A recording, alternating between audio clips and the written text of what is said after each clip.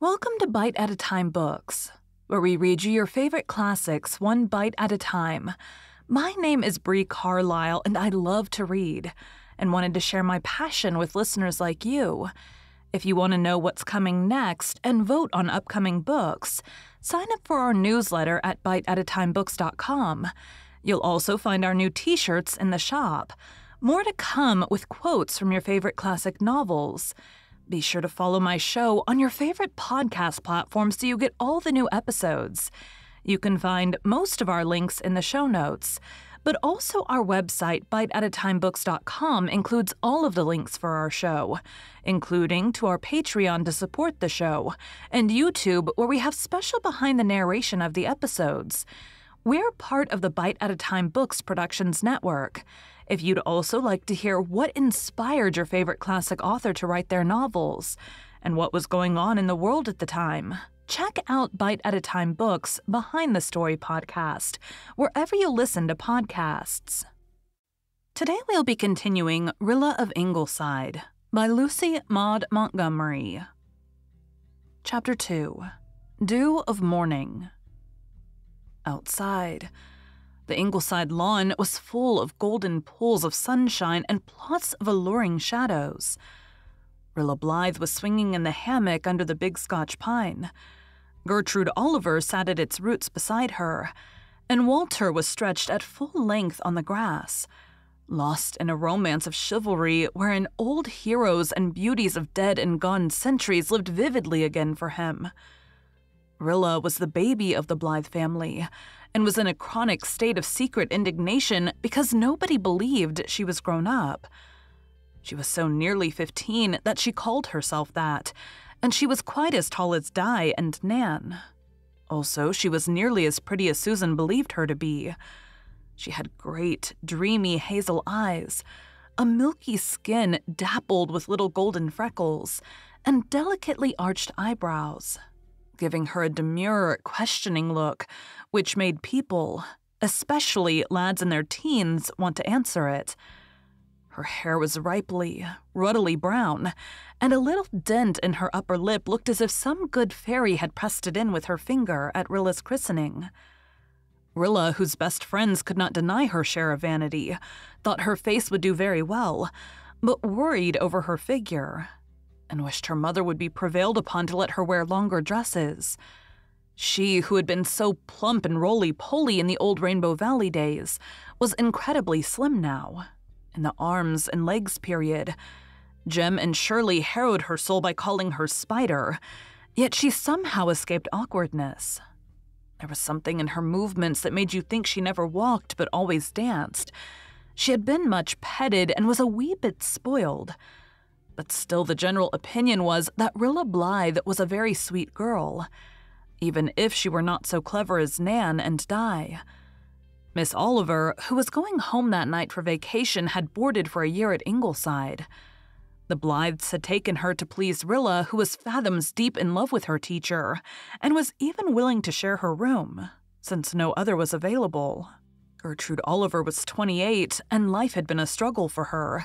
She was a striking-looking girl, with rather sad, almond-shaped brown eyes, a clever, rather mocking mouth, and enormous masses of black hair twisted about her head. She was not pretty, but there was a certain charm of interest and mystery in her face, and Rilla found her fascinating. Even her occasional moods of gloom and cynicism had allurement for Rilla. These moods came only when Miss Oliver was tired. At all other times, she was a stimulating companion, and the gay set at Ingleside never remembered that she was so much older than themselves. Walter and Rilla were her favorites, and she was the confidant of the secret wishes and aspirations of both. She knew that Rilla longed to be out, to go to parties as Nan and Di did, and to have dainty evening dresses and, yes, there's no mincing manners, beaux, in the plural at that. As for Walter, Miss Oliver knew that he had written a sequence of sonnets to Rosamund, i.e., Faith Meredith, and that he aimed at a professorship of English literature in some big college. She knew his passionate love of beauty and his equally passionate hatred of ugliness.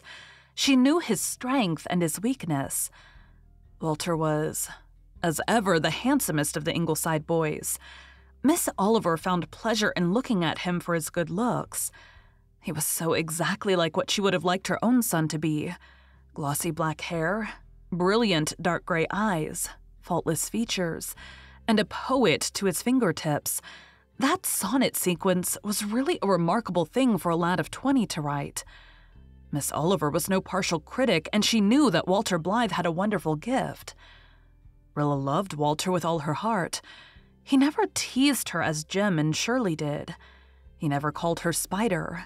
His pet name for her was Rilla my Rilla, a little pun on her real name, Marilla. She had been named after Aunt Marilla of Green Gables. But Aunt Marilla had died before Rilla was old enough to know her very well. And Rilla detested the name as being horribly old-fashioned and prim. Why couldn't they have called her by her first name, Bertha, which was beautiful and dignified, instead of that silly Rilla? She did not mind Walter's version, but nobody else was allowed to call her that, except Miss Oliver now and then. Rilla, my Rilla, in Walter's musical voice sounded very beautiful to her, like the lilt and ripple of some silvery brook.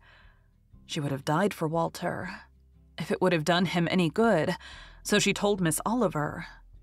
Rilla was as fond of italics as most girls of 15 are, and the bitterest drop in her cup was her suspicion that he told Di more of his secrets than he told her. "He thinks I'm not grown up enough to understand," she had once lamented rebelliously to Miss Oliver. "But I am, and I would never tell them to a single soul, not even to you, Miss Oliver. I tell you all my own. I just couldn't be happy if I had any secret from you, dearest, but I would never betray his. I tell him everything. I even show him my diary, and it hurts me dreadfully when he doesn't tell me things. He shows me all his poems, though. They are marvelous, Miss Oliver. Oh, I just live in the hope that someday I shall be to Walter what Wordsworth's sister's Dorothy was to him. Wordsworth never wrote anything like Walter's poems, nor Tennyson either." "I wouldn't say just that. Both of them wrote a good deal of trash," said Miss Oliver dryly. Then repenting, as she saw a hurt look in Rilla's eye, she added hastily, "But I believe Walter will be a great poet too someday, and you will have more of his confidence as you grow older. When Walter was in the hospital with typhoid last year, I was almost crazy," sighed Rilla, a little importantly. "They never told me how ill he really was until it was all over. Father wouldn't let them. I'm glad I didn't know. I couldn't have borne it. I cried myself to sleep every night as it was. But sometimes," concluded Rilla bitterly, she likes to speak bitterly now and then in imitation of Miss Oliver, "sometimes I think Walter cares more for Dog Monday than he does for me."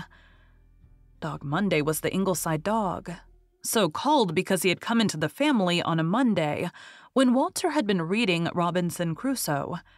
He really belonged to Jem, but was much attached to Walter also.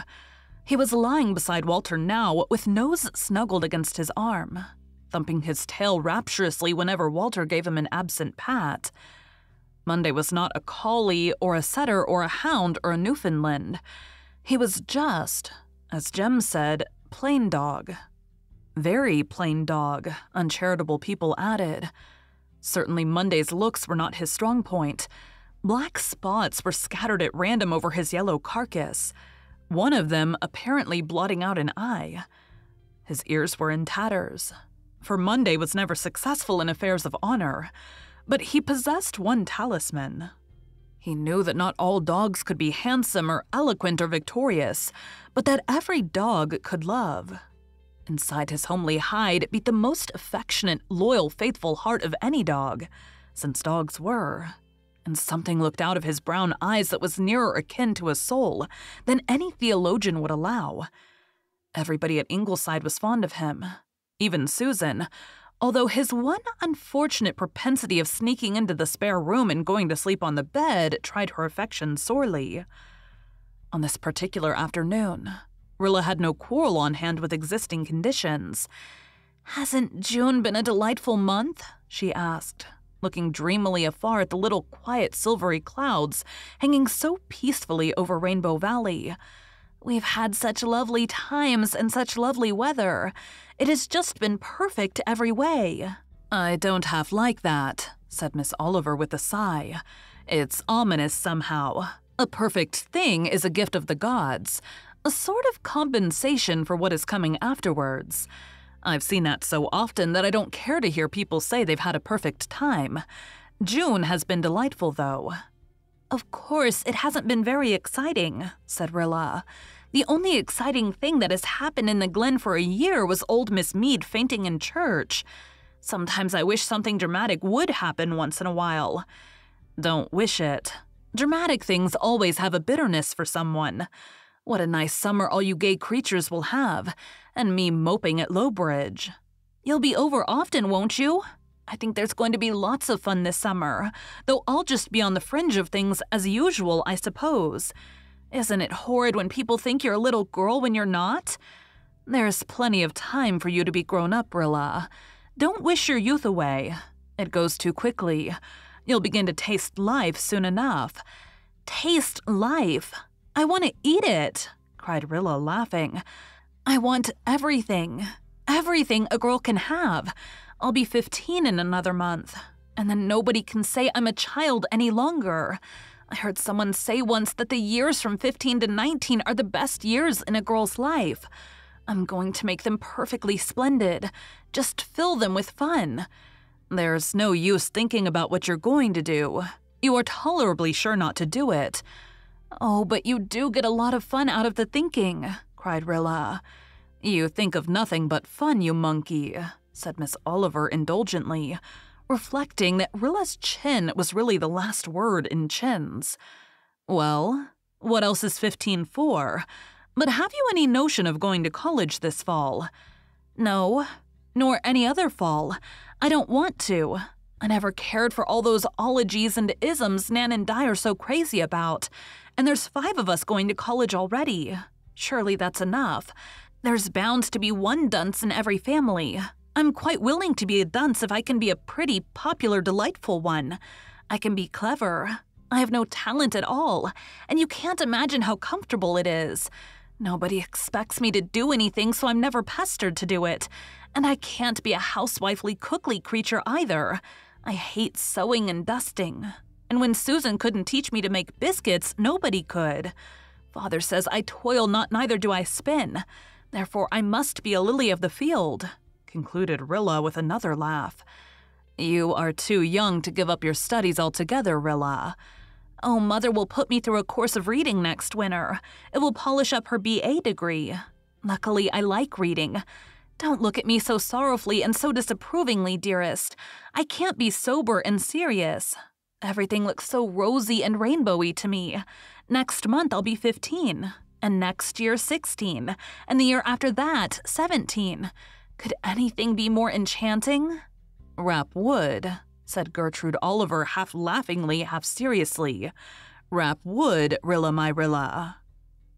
Thank you for joining Bite at a Time Books today, while we read a bite of one of your favorite classics. Again, my name is Bree Carlisle, and I hope you come back tomorrow for the next bite of Rilla of Ingleside. Don't forget to sign up for our newsletter at biteatatimebooks.com and check out the shop. You can check out the show notes or our website biteatatimebooks.com for the rest of the links for our show.